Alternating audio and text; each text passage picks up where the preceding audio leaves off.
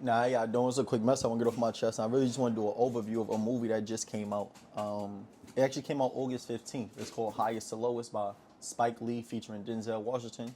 And one of the things I noticed I felt was a little ironic is that I haven't seen many people do their recaps and cover this film. And to have two black men like Spike Lee and Denzel Washington, who's prominent in our neighborhood, in our community, I felt it was ironic to see that many people haven't covered this. So I want to do my due diligence and talk a little about the movie. And before I get into, I usually break it down to about 3 to 4 lessons that I've taken away from the film. I'm gonna give a quick overview. So what the film is essentially about, it plays a lot to that correlation of highest to lowest. And Denzel Washington in the film or in the movie, he is like the CEO of a record label. And what happens is his son is kidnapped by an artist that wants to be discovered and felt as if he has been overlooked and no one has ever signed him. So he like, all right, to get your attention, bet. He kidnap Denzel Washington's son. And throughout the movie, there's various conversations that they have where they speak, and there's certain lessons through the dialogue that they're having in the movie that I feel like just applicable to our experiences as young black men in America, and some of the lessons that we just need to know, and I feel like it's essential for us to converse about, right? So the first one I'm going to talk about is that in the film it plays a lot to this highest to lowest. And one of the things that you notice is that in the film, Denzel Washington, he started to display certain sayings, quotes, and he exhibits certain characteristics as part of a culture of like a working class black family and experience that you could tell by default that he ain't always been a CEO. And that goes to my first point, which is that just because I'm up don't mean I ain't never been low. So just because I've been high, I'm going to talk about the correlation. So just because I've been high don't mean I ever been low. What do I mean by that?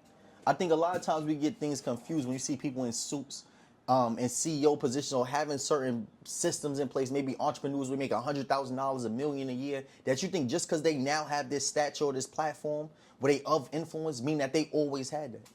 And what I do want y'all to know, just because people wear suits, maybe of a certain caliber of an individual today, don't mean that they always been there. And I don't want you to confuse what you see people to be today with their story. Because a lot of times, just because you see how I look don't mean that you see my story. Because a lot of people don't look like where it is that they come from. So I wanted to make sure I say that because I think as a generation of today, there's times where we can have a preconceived notion of who an individual is based on how we perceive them, but nonetheless do we know how they was brought up. And I think a lot of times that can happen to me because of the way in which I articulate my thoughts, the way in which I carry myself. Some people may think like Jordan don't relate to the working class black experience. But that's not necessarily true. And I don't want you to fall under the assumption that just because a person carried himself in a certain manner means that they don't relate or come from a certain experience and background.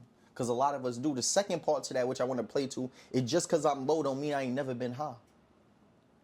And what do I mean by that? In the film, A$AP Rocky is someone that's been low, but he also, just because I'm low don't mean I ain't never aspired to be high, I'd rather say.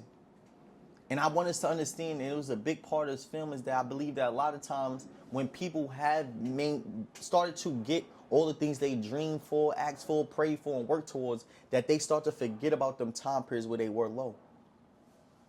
And I think that's big because what I'm starting to notice, even with some of my friends, I had a conversation with one of my friends that's an influencer of today, and I told him, don't ever feel like you better than.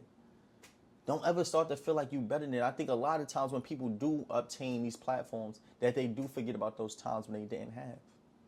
And I think that was a big part that Denzel Washington showed in the film was like, yo, just because I'm this don't mean I don't know what it feels like to be there. And don't you treat me as if I don't. And I don't have to prove that I come from that. That's a whole nother lesson in itself. Now, the second part to it, and I'm going to play this clip right here. Oh, I'm going to play a clip after I say this, which is the paradox of feeling invisible. And what do I mean by that? What I come to know is that a lot of our young black men, I don't think it's necessarily that they just want to obtain money, wealth, or status. It's that they want to be made to feel visible. What do I mean by that? It's a book called like The Invisible Man. And what I do want y'all to know is that when someone feels invisible, they'll do anything to gain some visibility. And I believe that we live in a time period in a generation where we starting to see people do anything for notoriety. It's like not even about integrity, not about morals, not about perception. Your brain is about if it makes me money and does it grant me visibility. So what I even encourage my parents to do, and we're going to see through the clip I'm about to play now, is understanding how essential it is to ensure that we make our young black men feel seen. Because if we don't, they start to have this rage, which we already have as young black men born into American society, that we either gain more rage as we start to read or as we get older, that if not channeled and not appropriately nurtured, that rage turns into something that becomes a little bit more violent. That's what we see in A$AP Rocky. It's like we start to see this his feeling of feeling invisible become something more and morph him to an individual that he willing to do anything to feel seen. And I'm gonna play this clip right here and let me know your thoughts.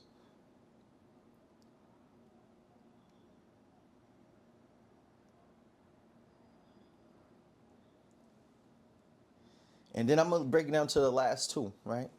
I hope I can find a clip. And what I do want us to start to critique, and he's talked about it a lot of times in the film. He said, you know, all money is not good money.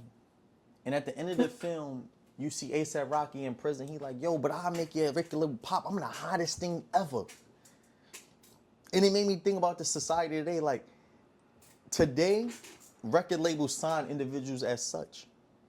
And it made me ask myself the question, what is it that we are applauding our young men for?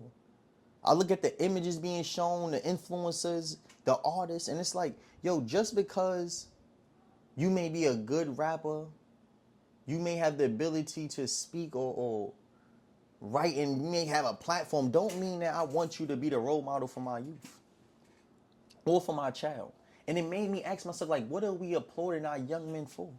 Because if it was reality and wasn't in that film, that A$AP Rocky would have been made an artist, a record label would have signed him and used the notoriety that he was gaining from doing all the wrong things to gain some money off of it. And we got to come to understand that all money not good money, but we got to know that just because a person has money don't mean that they necessarily have integrity. Or are they supposed to be a person we want our youth to look up to? Because if that A$AP Rocky was somebody in real life, which I could name a couple people that remind me of him, they definitely been given a platform. They've definitely been signed, given a contract for that time period to maximize off of the popularity and notoriety that they gain, even though it's through doing all the wrong stuff. And it really made me think that it's like, what are we applauding our young men for? And if we ever wanted to change what it is that our young black men aspire to become, we got to change what it is that we applauding. If our athletes get much more applause than our scholars, then why would they not aspire to be athletes? If we give our drug dealers and those that have done wrong to our community much more accolades of praise and respect than we give those that are working in corporate 500 companies that's building their own businesses, what do you think the youth is going to aspire to be?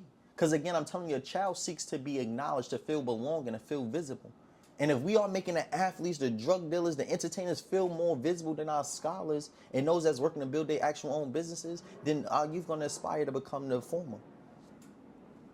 And that's a responsibility that falls upon us. And I tell us this all the time. We ought not to get mad at you for not aspiring to become what it is that they not seeing. That's our responsibility to make our influences and the role models that we want our youth to look up to more visible. So if you have a podcast, you have a show, you have a responsibility to be mindful who it is that you bring on your platform. For these individuals to become models that our youth start to look at, because it seems as though that is what society applauds. And if somebody seeks to be visible, they're going to seek to become what it is that's being applauded. And the last thing I'm going to end with is the biggest part of the film, right? It was this idea of integrity. He says several times that all money is not good money. And at the end of the film, you start to see that he takes this step where he sells his larger company in order to do something smaller that allows him to have more control and agency over the music, over the talent that he recruits, but allows him to also maintain his integrity. And what I do want you to know is that in this game of life, that something comes at the expense of being a man that lives upon his integrity and his values.